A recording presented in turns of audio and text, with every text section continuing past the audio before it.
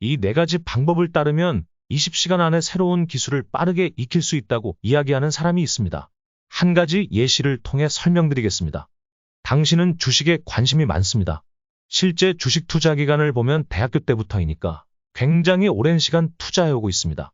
하지만 지금까지 주식 투자한 방식을 보면 대충 다른 사람들의 이야기를 듣고 좋다는 주식을 사고 팔고 했지만 수익은커녕 마이너스인 상태입니다. 뭔가 잘못되었다는 것을 느끼고 주식을 한번 배워봐야겠다는 생각을 했는데요. 하지만 도저히 엄두가 나지 않습니다. 내가 어떻게 어려운 재무제표 보는 방법을 배우고 좋은 주식을 찾는 방법을 배울 수 있겠어. 책도 너무 많이 읽어야 하고 그냥 지금처럼 하자라고 결국 다시 제자리로 돌아오게 됩니다. 하지만 지금부터 소개해드릴 내용을 알게 되면 전문가까지는 아니더라도 준전문가가 되는 방법을 알게 되실 것입니다. 1만 시간의 법칙을 들어보셨나요? 무엇이든지 그 분야에서 성공하고 싶다면 1만 시간 이상 노력을 해야 한다는 이론입니다. 그러나 이 합리적인 것 같은 주장은 사람들에게 1만 시간을 채워서 성공해야겠다는 의지를 심어주기보단 1만 시간이나 해야 한다니 안 되겠는 걸 이라는 좌절감을 더 많이 심어주는 것 같습니다. 1만 시간은 너무나 긴 시간입니다. 하루 3시간씩 투자해도 10년이라는 세월입니다. 1만 시간 이상 할 거 아니면 시작도 하지 말라는 것처럼 들립니다. 여기서 반전은 이 이론의 토대가 운동선수, 예술가 등 육체적인 활동에 더 관련된 연구 결과라는 사실을 알고 계신가요?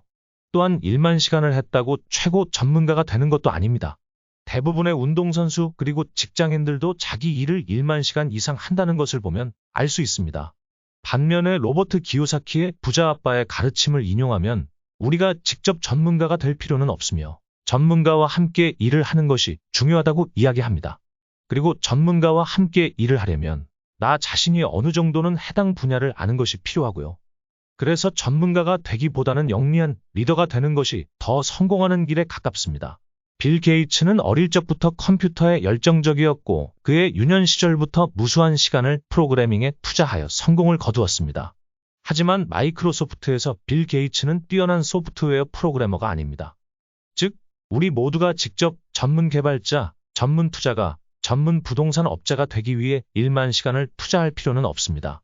관련하여 미국의 비즈니스 작가이자 기업가인 카우프만은 우리가 새로운 무언가를 배우는데 20시간이면 충분하다는 이론을 가지고 나왔습니다.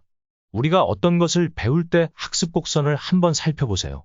약간의 연습만으로도 아주 빨리 어느 정도까지는 할 수 있게 되는 것을 볼 수 있습니다.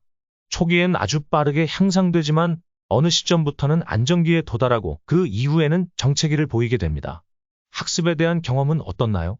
처음에는 더디다가 어느 정도 문법을 알면 빨라지고 다시 속도가 느려지는데 마지막에는 거의 진전이 없습니다. 학교 시험을 생각해보면 국어 점수가 30점인 사람은 조금만 공부해도 70점, 80점까지는 금방 갑니다. 그런데 90점 가까이 와서는 30점에서 80점까지 갈 때 공부의 양의 몇 배 이상 공부해도 성적이 잘 오르지 않습니다. 중학교 때 하위권에서 놀다가 고등학교 때 공부를 열심히 해서 상위권에 가는 것은 어느 정도 가능한 목표이지만 최상위권에 도달하는 것은 전혀 다른 이야기입니다. 여기서부터는 한 단계 더 올라가기 위해 1만 시간의 법칙이 필요한 것이죠. 한 분야의 전문가가 되지 않더라도 여러 분야를 20시간의 법칙을 이용해서 배운다는 건 우리 삶에 큰 영향을 줄 수 있습니다. 힐튼 호텔 창립자 콜레드 힐튼은 성공은 행동과 연결되어 있다고 했습니다. 성공한 사람들은 계속해서 움직입니다. 그들은 실수를 하지만 그렇다고 해서 절대 그만두지는 않습니다. 이 말에서 성공의 키는 행동, 즉 시작하는 것임을 알 수 있습니다. 1만 시간 법칙이 최고의 결과를 위한 것이라면 20시간의 법칙은 최고의 시작을 위한 것입니다. 사실 성공에 있어서 더 중요한 법칙으로 볼 수 있습니다. 한 분야에서 상위 1%가 되는 것은 너무 어렵습니다. 하지만 상위 10%가 되는 것은 어렵지 않습니다. 꾸준히만 한다면 당신은 상위 10%입니다. 한 분야에서 상위 1%가 되기보다 여러 분야에서 상위 10%가 되는 것에 도전해보세요. 그것들이 합쳐지면 상위 0.1%가 될 수도 있습니다. 특히 부자가 되고 싶으신 분들은 20시간의 법칙을 이용해서 다양한 분야에 대해 배워보세요. 여기서 왜 20시간이냐? 30시간은 안 되냐? 라고 의문을 가지는 분들이 계실 텐데요. 카우프만이 말한 20시간은 본인 기준 1차 한계를 상징하는 시간입니다. 사람마다 22시간이 될 수도 있고 30시간이 될 수도 있습니다. 10시간이 될 수도 있고요. 어느 수준에 도달하는데 하루에 일정 시간 꾸준히 한 달 이상 할 수 있는지 없는지가 1차 한계를 넘을 수 있는지 없는지를 결정하게 될 것입니다. 이 내용을 근거로 우리가 아무것도 모르는 상태로 시작해서 잘 이해하기까지 보통 20시간이면 된다는 연구 결과를 만들어내었습니다.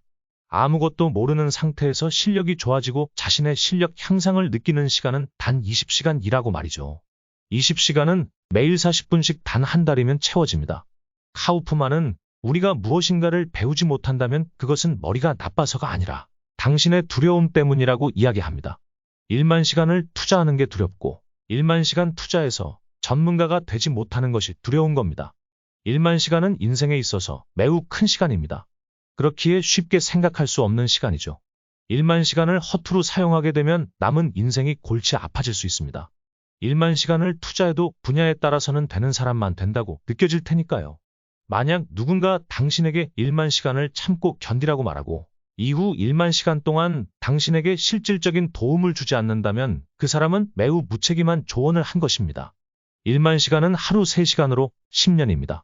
남의 인생에 대해서 10년이라는 시간은 끝도 없는 시간입니다. 그는 단지 자신이 믿고 싶은 것을 당신에게 실험하고 있을 뿐입니다. 1만 시간은 너무 리스크가 크죠. 7.8기 같은 인생도 있습니다만 결국 실패했다면 남은 인생은 정말 힘들 것 같습니다. 7.8기가 될지 100전백일기가 될지 그것은 아무도 알 수가 없습니다. 그래서 인생에 있어서 1만 시간의 법칙보다는 20시간의 법칙이 안전하지만 더 확실한 방법이라는 생각이 들었습니다. 20시간의 법칙으로 1만 시간의 법칙 리스크를 줄일 수 있습니다. 처음부터 내가 도전하려는 것에 무턱대고 1만 시간을 투자하는 것보다 내가 할 수 있을 것 같은 분야를 여러 개 선택하고 각 분야마다 20시간을 투자해보는 것입니다. 그리고 나서 내가 1만 시간을 투자할 만한 싹을 찾아보세요.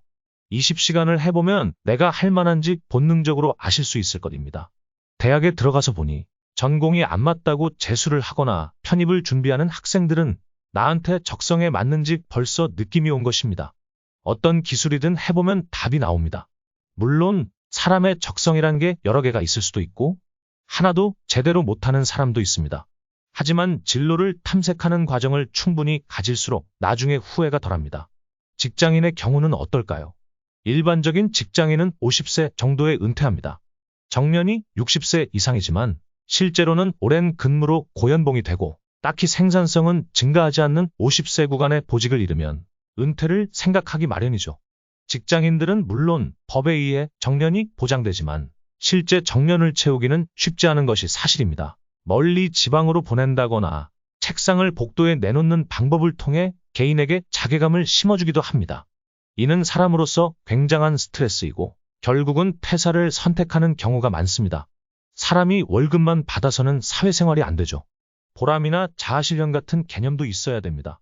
공기업과 달리 사기업은 조금만 역할을 못해도 자본주의 논리에 의해서 보직을 해임하거나 아주 심한 모멸감을 주는 곳입니다. 그런 것들은 법이 잘 보호가 안 되죠.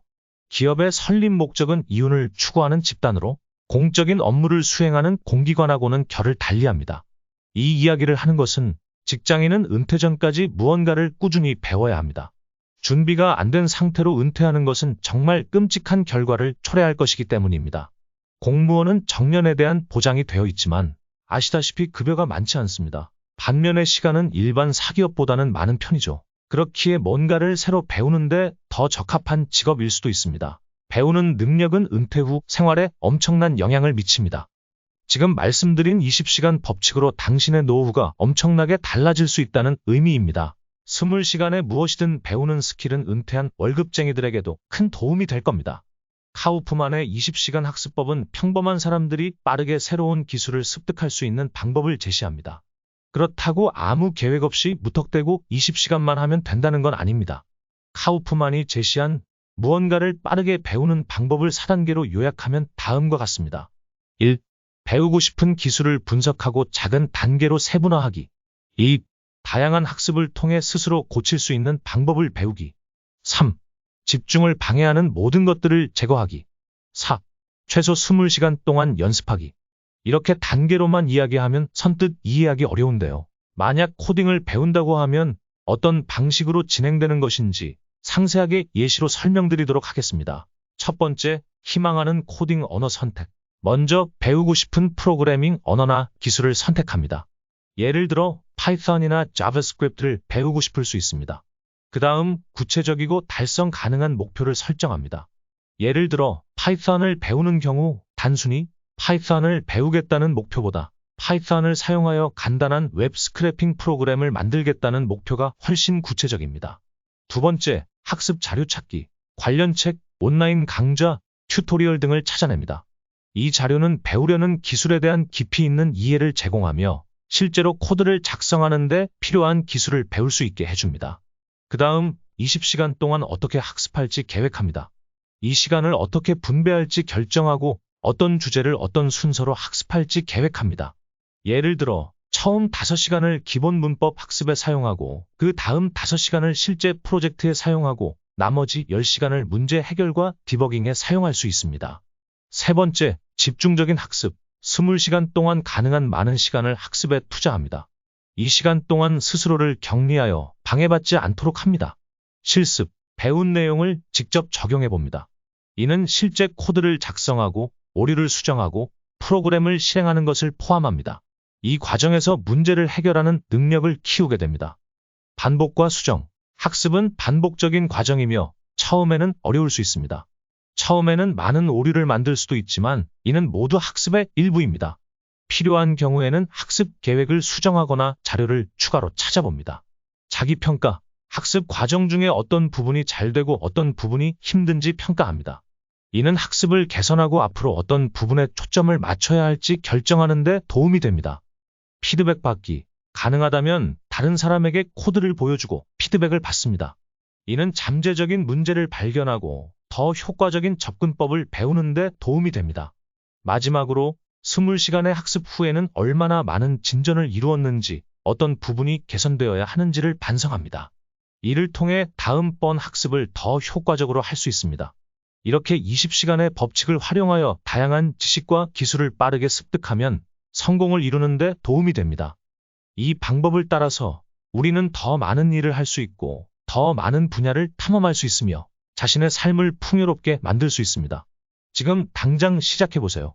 당신의 인생에 있어서 20시간은 충분히 투자해 볼 만한 시간입니다.